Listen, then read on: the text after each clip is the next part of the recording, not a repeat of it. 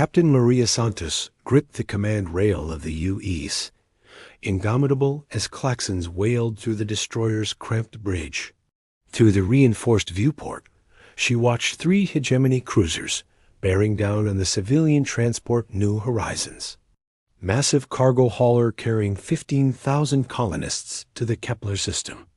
"Ma'am, the lead cruiser is broadcasting surrender demands," reported Lieutenant Chun from the communication station, her fingers dancing across holographic displays. "They're ordering the transport to heave to for proper species classification and hierarchical realignment." Santos's weathered face twisted into a grimace. 43 years old, scarred from a dozen boarding actions, she'd seen enough of the galaxy's natural order to know what that meant. The crystal hierarchy would evaluate the human colonists, declare them genetically inferior, and either enslave them or worse. "Range to target?" she barked. 18,000 kilometers in closing," answered Commander Yuki Tanaka, her tactical officer. The Japanese woman's augmented eye flickered with targeting data. "Their shields are up, but they're maintaining standard. Cruiser formation. They think we're going to surrender." Santos almost laughed. The hegemony's crystalline commanders had clearly studied human military doctrine, the outdated version from 50 years ago. They expected her to request parley, acknowledge their technological superiority, and submit to their authority based on evolutionary hierarchy. They were about to learn why human military doctrine had evolved. "Helm, full acceleration. Drive us." "Straight at the lead cruiser," Santos ordered, her voice cutting through the bridge chatter. "Engineering, I want every joule of power we can spare rerouted to the kinetic barriers. We're going to ram." The bridge fell silent except for the hum of the fusion drives spinning up to maximum burn. Ensign Rodriguez, barely 22 and fresh from the academy, stared at his captain with wide eyes. "Ma'am, their shields will." "Will what, Rodriguez?" Santos turned to face the young helmsman. "Will stop us?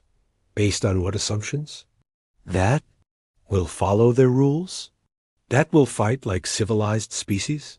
She moved to the tactical display, her fingers tracing the enemy formation. "Look at their positioning. Perfect parade formation, optimized for their crystal coordination matrices. They're flying like they're still in the inner worlds, where everyone knows their place." Commander Tanaka's scarred face showed the first hint of a smile. "You want to disrupt their hive mind coordination. I want to do more than that." Santos's eyes hardened. "I want to ask them a question they've never had to answer. If you're so superior, why are you about to get your asses kicked by a bunch of primitive Deathworlders?" The Indomitable screamed toward the enemy formation, its hull groaning under the stress of maximum acceleration. Santos had served on destroyers for 20 years, had fought pirates in the outer rim and corporate security forces in the Belt Wars. She'd learned something the galaxy's superior species had forgotten. Sometimes the best strategy was the one your enemy couldn't predict. "Contact in 30 seconds, Tanaka reported. "They're trying to hail us." "Ignore them," Santos said. "Let them figure out why we're not following the script." Asterisk the Indomitable struck the hegemony cruiser's shields at 12 kilometers per second, kinetic barriers screaming as they absorbed the impact. The crystalline vessel's defensive matrix flared brilliant white, then shattered like glass under the sustained assault. "Shields down on the lead cruiser," Tanaka shouted over the roar of straining hull metal. "Their formation is breaking apart." Santos watched the enemy ships scatter, their perfect coordination dissolved into chaos. The crystal hierarchy's hive mind advantage worked beautifully when they maintained their geometric formations. But the moment that pattern was disrupted, they became individual ships trying to think independently, something their genetic modifications had never prepared them for. "Launch boarding pods," she ordered. "All Marine squads, prepare for assault. We're taking that ship."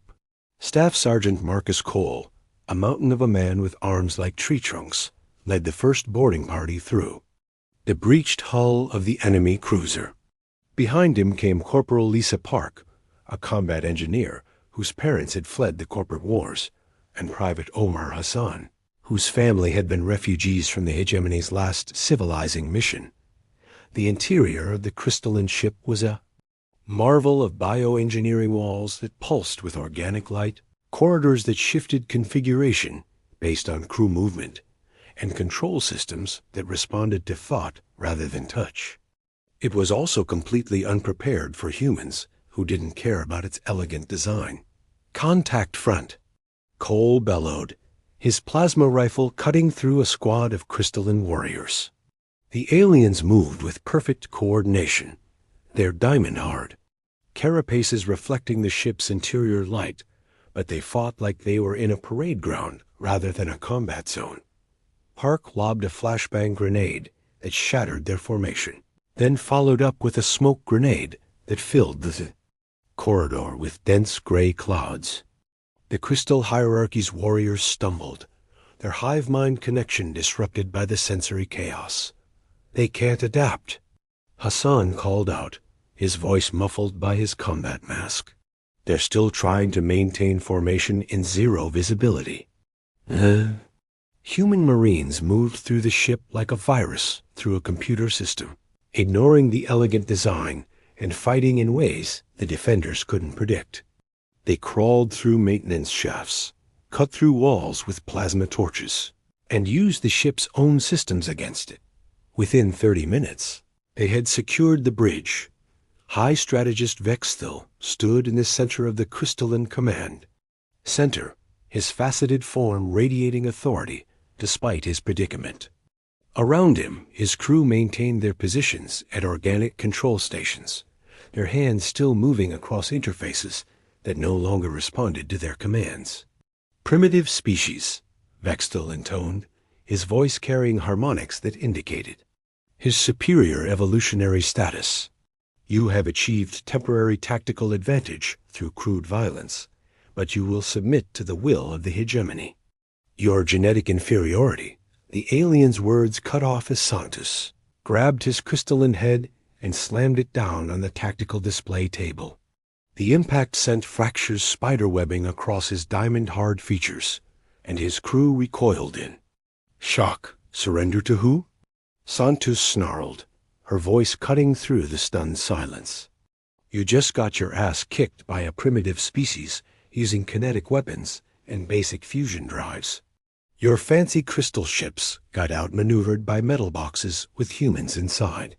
She leaned closer, her scarred face inches from the alien commanders. Fractured visage. So I'm going to ask again, surrender to who? Asterisk Vexthil's crystalline features reformed slowly, his advanced biology healing the fractures Santos had inflicted. But something in his multifaceted eyes had changed a flicker of uncertainty that hadn't been there before. You do not understand the natural order, he said, his harmonic voice less certain than before. The crystal hierarchy has ruled this sector for 3,000 years. Our hive-mind coordination, our technological integration, our evolutionary perfection. Shut up, Santos interrupted, pulling up a chair and sitting down across from him. Around the bridge, her Marines had taken positions, their weapons trained on the crystalline crew. Let me tell you what I understand. She activated the ship's tactical display, showing the battle that had just concluded. Your perfect coordination lasted exactly 47 seconds after we disrupted your formation. Your advanced technology couldn't predict human tactics because your computers were programmed to fight civilized species ones that follow your rules. Dr. Elena Vasquez, the indomitable science officer, entered the bridge carrying a portable data analyzer. The Chilean xenobiologist had been studying hegemony technology for years, and her dark eyes gleamed with excitement as she connected her device to the alien ship's systems. Captain, you need to see this, she said, her voice tight with controlled amazement. I've been analyzing their genetic matrices, cross-referencing them with our databases of galactic species. a display lit up with complex molecular diagrams and evolutionary trees. The crystal hierarchy's hive mind abilities aren't natural. They're artificial genetic modifications designed to create perfect coordination within a specific operational framework. Vexthal's crew stirred uneasily, their crystalline forms clicking against each other in patterns that Santos was beginning to recognize as distress signals. "What are you saying?" Santos asked, though she suspected she already knew. "I'm saying their evolutionary superiority is actually evolutionary limitation," Dr. Vasquez explained.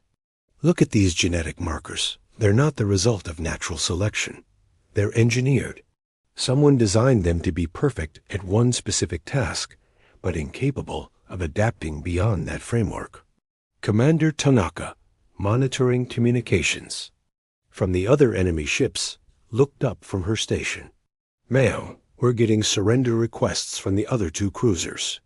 They're requesting formal parley according to hegemony protocols."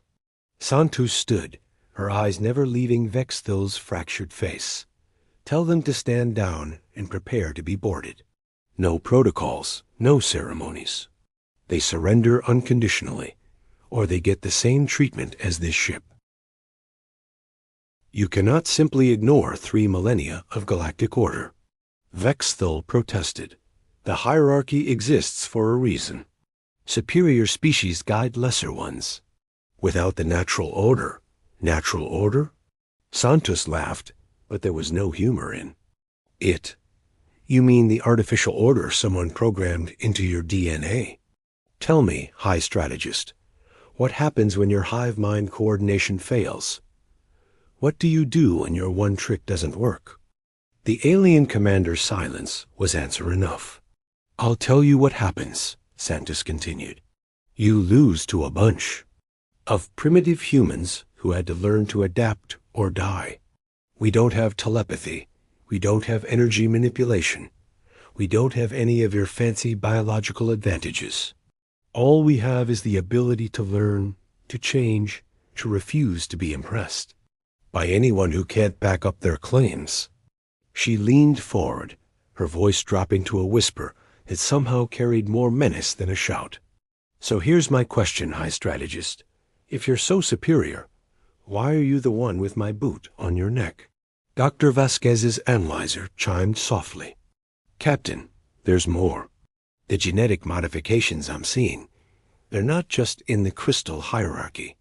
I'm detecting similar artificial markers in the databases for dozens of species. The energy beings, the void wraiths, the temporal navigators, they're all artificially modified." Santos felt a chill run down her spine. "How many species?" "From what I can tell, all of them. Every superior species in the galaxy shows signs of artificial genetic modification designed to enhance one specific ability while suppressing others." The implications hit Santos like a physical blow. The entire galactic hierarchy, the foundation of interstellar civilization, was built on a lie.* news of the battle, spread through the galaxy's communication networks like wildfire. Santos hadn't intended to broadcast her confrontation with Vexthal, but Ensign Rodriguez had forgotten to disable the emergency beacon transmitter, mistake that would reshape galactic history. "Captain, we're receiving priority transmissions from across the sector," Lieutenant Chun reported, her voice strained. 47 different species, all requesting immediate conferences.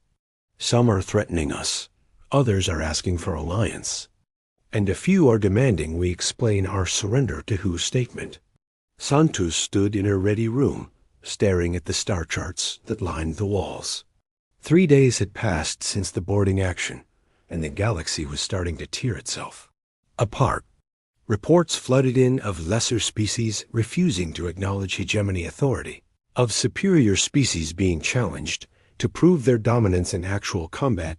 Dr. Vasquez entered with a datapad, her usually composed demeanor shaken. "Captain, I've been analyzing the genetic modification patterns we found.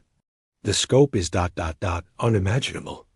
We're looking at an artificial hierarchy that's been in place for over 10,000 years. She activated the room's holographic display, showing a complex tree of genetic alterations. Every species in the galaxy has been modified from the same base template. The crystal hierarchy was designed for coordination, the energy beings for matter manipulation, the void wraiths for dimensional phase shifting. But they were all part of the same original empire. What happened to that empire? Santos asked. It fell, Dr. Vasquez replied. From what I can piece together from the genetic markers, it was a catastrophic collapse.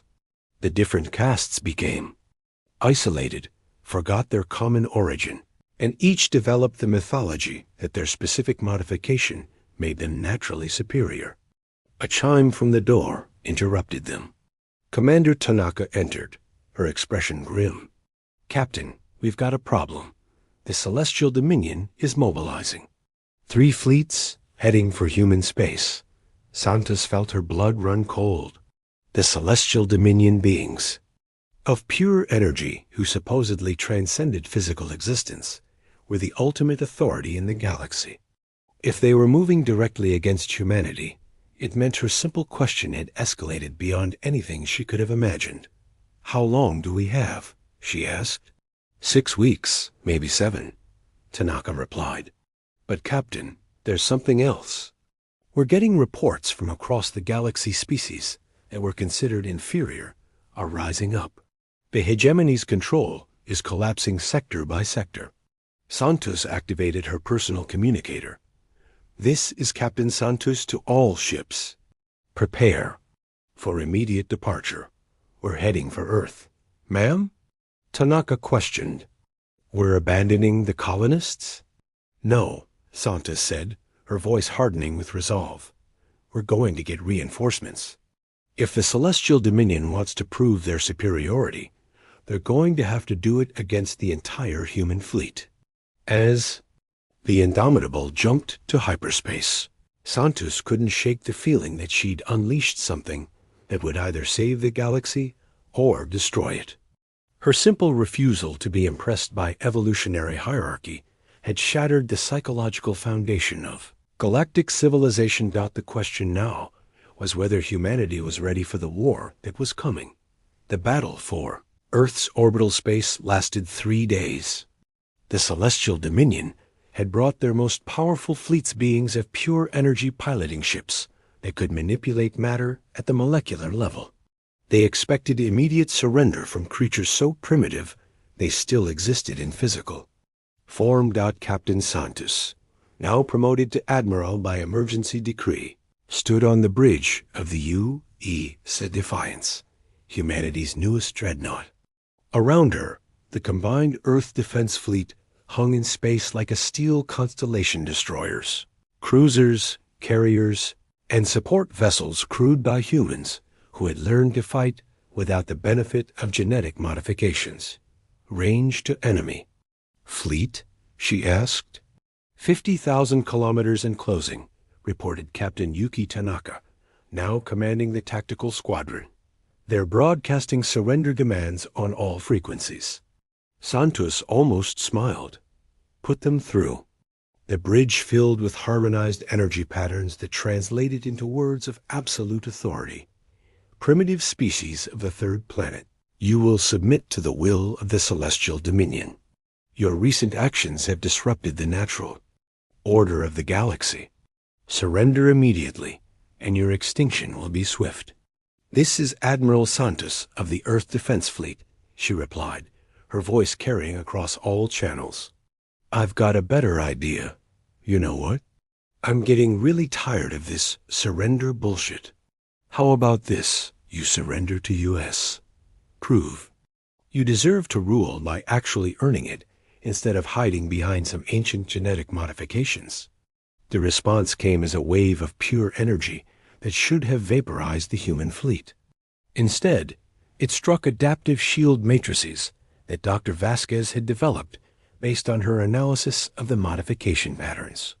The energy dissipated harmlessly, absorbed and redirected by systems that had learned to counter every superior ability in the galaxy. Impossible. The celestial dominion's voice carried new harmonics confusion for the first time in millennia. Your primitive technology cannot what? Santos interrupted. Cannot adapt, cannot learn, cannot evolve beyond the limitations you programmed into everyone else? The human fleet advanced, their ships moving in patterns that no galactic military computer could predict.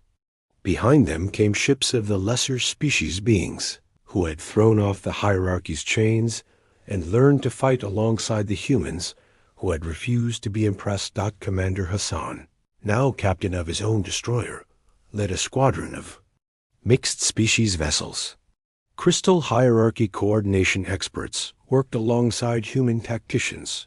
Energy beings provided power, while humans provided strategy. And void wraiths handled reconnaissance, while humans handled combat planning. All ships engage at will, Santos ordered. Show them what earned superiority looks like. The battle was unlike anything in galactic history. The Celestial Dominion's energy manipulation meant human kinetic weapons and adaptive shields. Their matter manipulation encountered tactics that had been refined in the crucible of Deathworld survival. Their technological superiority crashed against the simple, terrifying reality of creatures who had learned to excel at everything because they had no choice. When the last Celestial Dominion ship surrendered, Santos found herself face to face with beings who had ruled the galaxy for 10,000 years. They appeared as shifting patterns of light and energy, their forms barely contained within the physical realm. You have achieved victory, they admitted, their harmonics carrying disbelief. But order must be maintained. Without hierarchy, without the natural dominance of superior species, without the artificial limitations you built into everyone else, Santos corrected. The galaxy doesn't need rulers who can't prove they deserve to rule. It needs partners who can earn their respect through actual competence. She gestured to the mixed crews around her. This is what the galaxy could have been all along, species working together based on what they can contribute, not what some ancient empire programmed into their DNA. The Celestial Dominion's forms flickered with uncertainty. The modifications? They were meant to create perfection within specialization. They created dependency, Santos replied. You made yourselves into gods, but gods who could only do one thing. We're offering you the chance to become something better equals.